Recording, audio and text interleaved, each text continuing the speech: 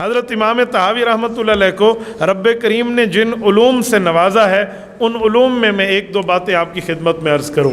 حضرت امام طحاوی رحمۃ اللہ علیہ احادیث پاک کو نقل فرماتے اور احادیث پاک میں وجہ ترجیح لکھ دیتے۔ وجہ ترجیح کو نظر طحاوی کا حل کہتے ہیں۔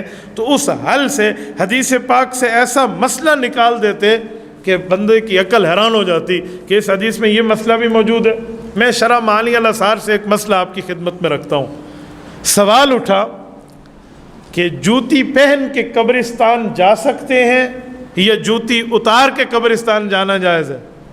اس بارے میں واضح طور پر نہ کوئی آیت ہے اور نہ اس مسئلے پر واضح طور پہ حدیث ہے۔ جس میں ہو کہ آپ پہن سکتے ہو یہ بھی نہیں ہے، یا جس میں ہو کہ آپ نہیں پہن سکتے یہ بھی نہیں ہے۔ اس مسئلے پر عام طور پہ یہ بات مسکوت ہوتی ہے کہ یار ضرورت ہو تو بندہ پہن لے ورنہ نہ پہنے، بس ایسے ہی کہہ کر بات کو پورا کیا جاتا ہے، واضح الفاظ نہیں ہے۔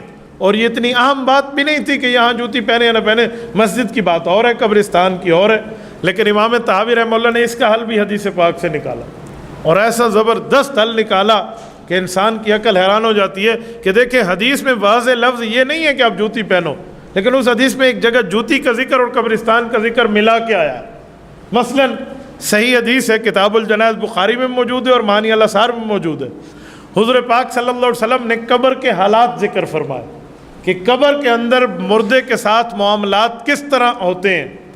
رسول اللہ صلی اللہ علیہ وسلم کی حدیث کا مفہوم ہے کہ اذا اقبر المیت، جب میت کو قبر میں رکھ دیا جاتا ہے، اتاہ ملکان، دو فرشتے رب کریم اس کے پاس بھیجتے ہیں، فیقعدانہ، اور وہ دو فرشتے سے قبر میں اٹھا کر بٹھا دیتے ہیں، فیقولان لہ من ربک ومن نبیک وما دینک، او کما قال علیہ السلام۔ اس مفہوم کی حدیث ہے کہ وہ سوال کرتے ہیں تیرا رب کون ہے، تیرا نبی کون ہے، اور تو کس دین پر تھا، اپنے دین، اپنے مذہب، اپنے شریعت کے بارے میں پوری تفصیل دے، یہ پوچھنا شروع کرتے ہیں۔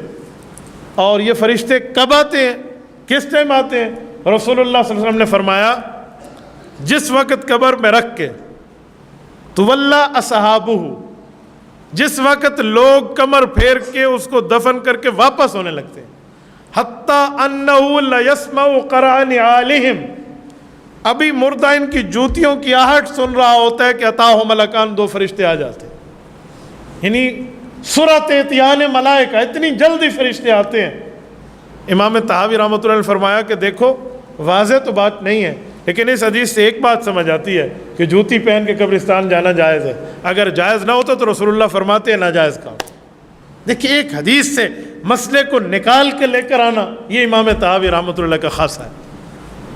سنن طحاوی میں اس کو ذکر کر کے فرماتے ہیں ھذا قول ابی حنیفہ و ابی یوسف و محمد رحمہم اللہ، کہ جو میں نے بات کی ہے یہی مسئلہ حضرت امام ابو حنیفہ رحمہ اللہ ارشاد فرماتے، امام قاضی ابو یوسف ارشاد فرماتے، اور امام محمد بن حسن رحمہ اللہ ارشاد فرماتے۔ پھر اس پر علماء کی دلائل بھی لائے۔